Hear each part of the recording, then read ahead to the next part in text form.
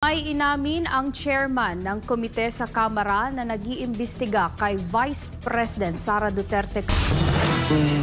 Concern ko kasi dyan kasi impossible because of the time. Napa-real talk na lamang si House Blue Ribbon Chairman Joel Chua sa isang panayam ng media sa Kamara kaugnay sa impeachment complaint laban kay Vice President Sara Duterte. Ang komite ni Chua ang nag-iimbestiga sa issue ng confidential and intelligence funds ng Office of the Vice President at ng Department of Education kung saan dating Secretary si Vice President Duterte. May dalawang impeachment cases nang naisampa sa Kamara laban sa bise habang may nakaumang na ketlong impeachment case laban sa opisyal. Lahat ng ito inihain ng mga kalaban sa politika ng mga Duterte. Pero sa tanong kung may sapat bang panahon para talakayin ng impeachment complaints ngayong paparating na eleksyon, ito ang pag-amin ni Congressman Chua.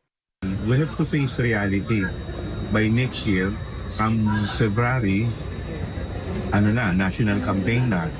By March, local campaign. Kailangan pumirma ng 1/3 o mahigit 100 kongresista sa impeachment case para madala agad ito sa Senado. Kung sasablay sila sa signature campaign, mapipilitang idaan ang reklamo sa House Committee on Justice. Ang Justice Committee ang susuri kung sufficient in form and substance ang impeachment complaint. May 60 session days ang komite para isumite sa plenaryo ang kanilang findings. Pero ayon kay Congressman Chua, kahit nga quorum sa mga pagdinig ay pahirapan ngayon. Dahil panahon nga ng pangangampanya, local position ng pagiging congressman, kaya kailangan nilang magbabad sa distrito para sa Operation Pakilala.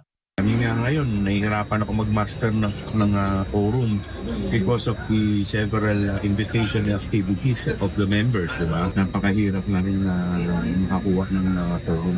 Pag-aaralan raw ni Chua kung pipirma ito sa impeachment resolution laban kay VP Sara. Mensahe naman ni dating Presidential Legal Counsel Salvador Panelo sa Kamara. Ayaw ko ba, natatawa na lang ako. Right. Bakit ka hindi matatawa? May impeachment, may demand. Hindi na nga nila malaman kung anong gagawin nila. Pinagkaisahan nila, pero natataranta pa rin sila.